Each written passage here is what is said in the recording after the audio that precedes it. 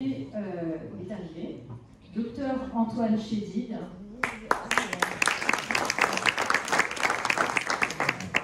a beaucoup de titres, cardiologue, l'hôpital Pompidou, pas très loin, président du Rassemblement pour le Liban et surtout trésorier de la Credo, qui va nous parler de la situation au Liban. Quel même prénom. Ah oui, un joli prénom. Merci d'abord Samia d'avoir organisé la rencontre. Merci mon père pour votre accueil, merci pour votre présence. Moi j'ai l'honneur de vous parler des chrétiens du Liban. Donc, pour vous parler de ce qui leur arrive maintenant, je vais faire un petit rappel historique. Vous savez que le Liban, et là je parle devant des éminents journalistes et amis qui vont donner leur avis, non, qui vont donner leur avis après. Et donc le Liban a été créé en 1920, en septembre, par le général Gouraud, le Liban que vous connaissez actuellement avec les frontières actuelles, et à l'initiative d'un patriarche maronite qui est le patriarche Owayek. Mais même, je peux revenir un petit peu en arrière, c'est-à-dire 2000 ans en arrière, après la naissance de Jésus-Christ. Vous connaissez tous dans la Bible, vous lisez la Bible, je présume, un miracle qui a eu lieu au sud du Liban, dans un village qui s'appelle Cana, où le Christ a transformé l'eau en vin. Donc ça, c'est au Liban, pour dire que le Liban, déjà, est une terre sainte où le Christ y est passé. En plus, actuellement, on sait qu'il y a, on a 4 saints canonisés et qui sont au Liban, et que si on veut faire le tour du tourisme religieux au Liban, il y a de quoi faire. Donc je sais que mon ami Jean se vantait de la Sainte Famille, du voyage de la Sainte Famille en Égypte. Bon, c'est qu'un seul voyage, mais si vous irez au Liban, vous trouverez beaucoup plus.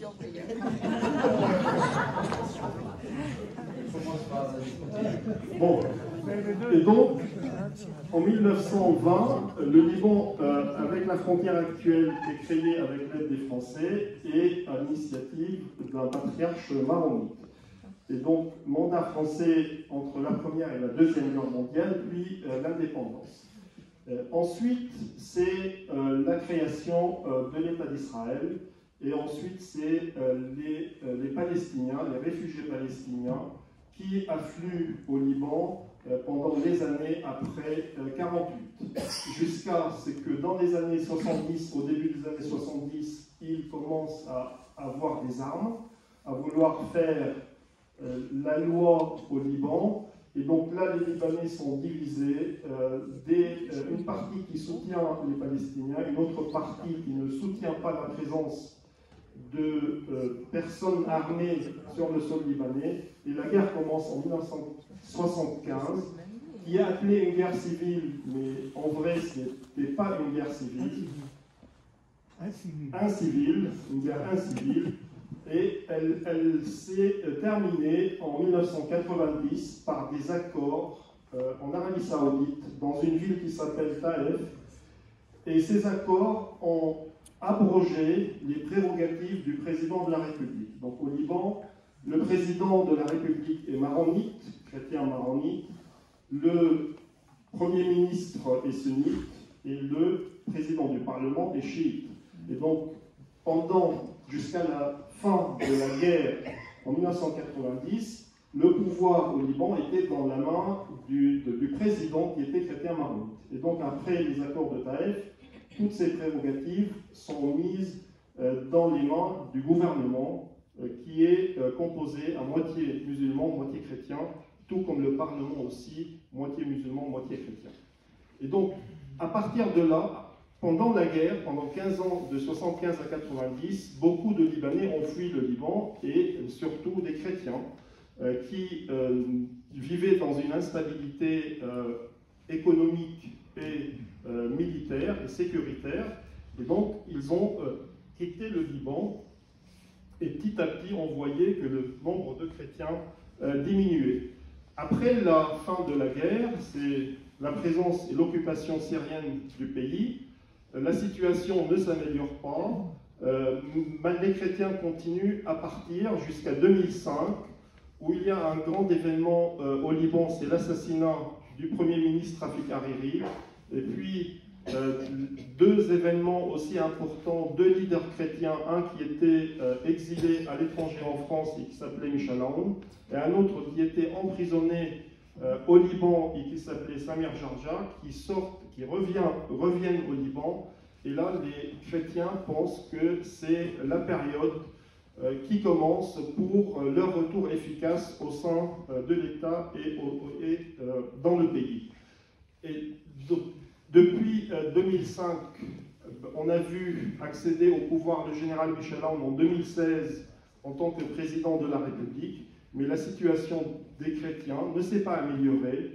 Et la raison principale, à mon avis, c'est l'afflux des réfugiés et des déplacés syriens qui ont fui la guerre et la terreur en Syrie et un peu en Irak aussi, à cause de ce qu'on avait appelé le printemps arabe et à cause des massacres qui ont été commis par Daesh et toutes les organisations islamistes et terroristes. Donc le Liban, qui compte actuellement 5 millions d'habitants, partagé entre chrétiens et musulmans, voit sur son sol vivre à peu près 2 millions 100 000 réfugiés syriens, donc ce qui fait à peu près 45 à 47% de la population. Donc vous pouvez imaginer si en France, sur 65 millions, on a 40 millions de réfugiés sur le sol français.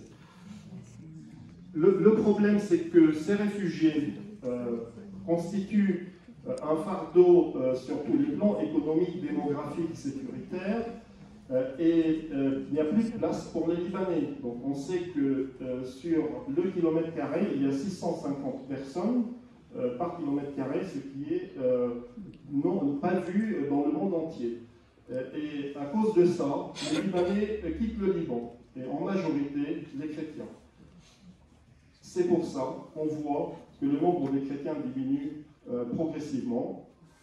Donc, à mon avis, qu'est-ce qu'il faut faire? Donc, c'est vrai de parler de la situation actuelle et donner un état des lieux, mais aussi, il faut qu'on trouve des solutions. Actuellement, la communauté internationale et la communauté européenne aident via les Nations Unies et via les organisations humanitaires, aident les réfugiés syriens qui sont bien sûr dans une situation difficile au Liban. Ils les aident financièrement, mais ça les pousse à rester au Liban au lieu de rentrer chez eux en Syrie une fois la guerre est terminée depuis plusieurs années. Certes, le régime syrien est toujours en place, mais il n'y a plus d'hostilité, il n'y a plus de guerre, et la majorité de ces Syriens peuvent rentrer chez eux. Ils restent au Liban parce que les aides qui leur arrivent de la communauté internationale arrivent au Liban. S'ils rentrent chez eux, ils perdent cette aide. Et donc, ce que les Libanais souhaitent, et récemment, il y a eu une manifestation, et donc je vois des amis qui ont participé à cette manifestation à Bruxelles devant le Parlement européen, pour demander aux autorités de mener une politique qui vise à aider ces réfugiés syriens à rentrer chez eux, et non pas le contraire, parce que récemment on a eu une visite de Madame von der Leyen au Liban, qui a annoncé que l'Europe est ouverte pour les émigrés chrétiens, surtout pour les émigrés saisonniers en fait, qu'on ouvre les frontières pour que les Libanais puissent partir. Et donc on a l'impression que le peuple libanais va être remplacé par un autre peuple et que les chrétiens du Liban n'auront pas de raison pour y rester et pour y vivre. Et le Liban actuel, multiconfessionnel, multiculturel que nous connaissons et que le pape Jean-Paul II appelait un Liban message, disparaîtra.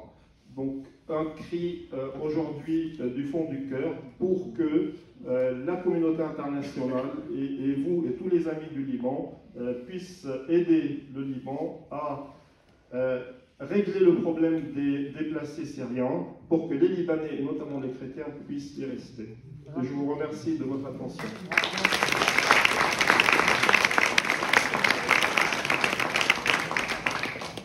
Merci beaucoup Antoine. Le dernier intervenant